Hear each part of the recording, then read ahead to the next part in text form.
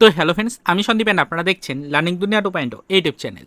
তো ফ্রেন্ডস, আবারও কিন্তু আপনারা যারা ডব্লিউপি কনস্টেবল রিক্রুটমেন্টের সাথে যুক্ত চাকরি প্রার্থী রয়েছেন, তো মূলত তাদেরকে উদ্দেশ্য করে আজকের এই 5 তারিখের ডেটে দাঁড়িয়ে বিশেষ ভিডিওটা কিন্তু ক্রিয়েট করতেই হচ্ছে। সপ্তাহের প্রথম দিন সোমবার, আজকে 5 তারিখ, অত্যন্ত গুরুত্বপূর্ণ একটি ডেট আপনাদের জন্য। বিশেষ একটি সপ্তাহ কিন্তু নতুন করে শুরু হচ্ছে চাকরি প্রার্থীদের জন্য।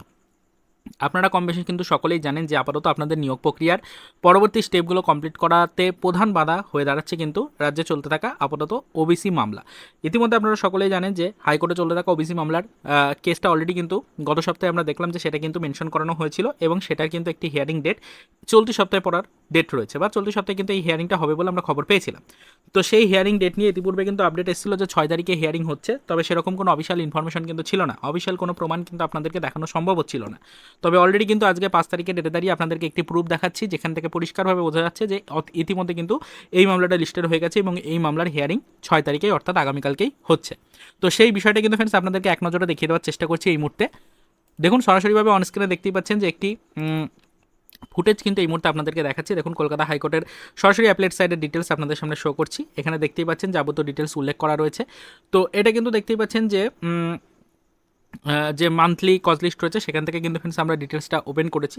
এখানে দেখুন আপনারা যে হিয়ারিং ডেটটা কিন্তু উল্লেখ করে দেওয়া হয়েছে 6/5/2025 তারিখ দুপুর 2টোর সময় কিন্তু এই কেসটা উঠতে চলেছে।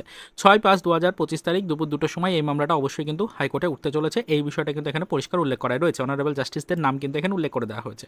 তো এখান থেকে আপনারা বুঝতেই পারছেন যে মামলাটা অবশ্যই কিন্তু 6 তারিখে উঠছে, আর কিন্তু কোনো ভুল নেই। এবার সরাসরিভাবে কলকাতা হাইকোর্টের অ্যাপলেট সাইড থেকে এই বিষয়টা কিন্তু পরিষ্কার হয়ে গেল, ডেলি কজ লিস্টের মধ্যে কিন্তু এটা চলে আসলো, কোর্ট নাম্বার 2-তে কিন্তু এটা উঠতে চলেছে। তো দুপুর 2টোর সময় কিন্তু টাইমিং রয়েছে, দেখতেই পাচ্ছেন অলরেডি কিন্তু কেসটা আমাদের মেনশন হয়ে গেছে, কেসটা লিস্টেড হয়ে গেছে। আগামীকালকে কেস অবশ্যই উঠছে কোর্টে। এবার আগামীকালকে এই মামলার হিয়ারিং থেকে বিশেষ কি নির্দেশিকা উঠে আসছে সেটাই এবার দেখার বিষয়। রাজ্যকে কোন কোন বিষয়ের উপরে নতুন করে নির্দেশিকা দিচ্ছে কোর্ট, সেই বিষয়টা এবার কিন্তু সামনে উঠে আসবে। এতে করে বিশেষভাবে কিন্তু উপকৃত হবেন রাজ্যের প্রত্যেকটা ডিপার্টমেন্টের প্রত্যেকটা চাকরি প্রার্থী। তো আপনাদেরকে বারংবার এটাই রিকোয়েস্ট করবো যে অলরেডি কিন্তু হাইকোর্টে চলতে থাকা মামলাটি কিন্তু মেনশন হয়ে গেছে, মামলাটি লিস্টেডও হয়ে গেছে। আগামী কালকে এই মামলাটি কিন্তু উঠতে চলেছে। তো সেক্ষেত্রে আপনারা সকলেই কিন্তু একটু অ্যাক্টিভ থাকবেন বিষয়টা নিয়ে, এবং অবশ্যই কিন্তু আগামীকালকের এই হিয়ারিংয়ের দিকে একটু সকলেই ফোকাস রাখবেন। তো এটুকুই আপনাদের বলার ছিল, এর বেশি আর আজকের ডেটে দাঁড়িয়ে সেরকম কোনো আদার্স ইনফরমেশন আপনাদের দেওয়ার নেই। আমরা বারংবার এই বিষয়ের উপরে কিন্তু আপনাদেরকে রিপোর্ট দিচ্ছি এবং আপনাদেরকে এটাই বলতে চাইছি যে সকলেই কিন্তু ফোকাস রাখুন এই ওবিসি মামলার দিকে। আমরা এই বিষয়ের উপর নজরদারি রাখবো। আগামীকালকে কোর্টে যা বিষয় নিয়ে আলোচনা হোক না কেন এবং কোর্টের পক্ষ থেকে যে খুশির বার্তা বা দুঃসংবাদ যাই উঠে আসুক না কেন, সেটা অবশ্যই কিন্তু আমাদের চ্যানেলে ভিডিওর মাধ্যমে ডিটেলসে আপনাদের সাথে আমরা শেয়ার করার চেষ্টা করবো।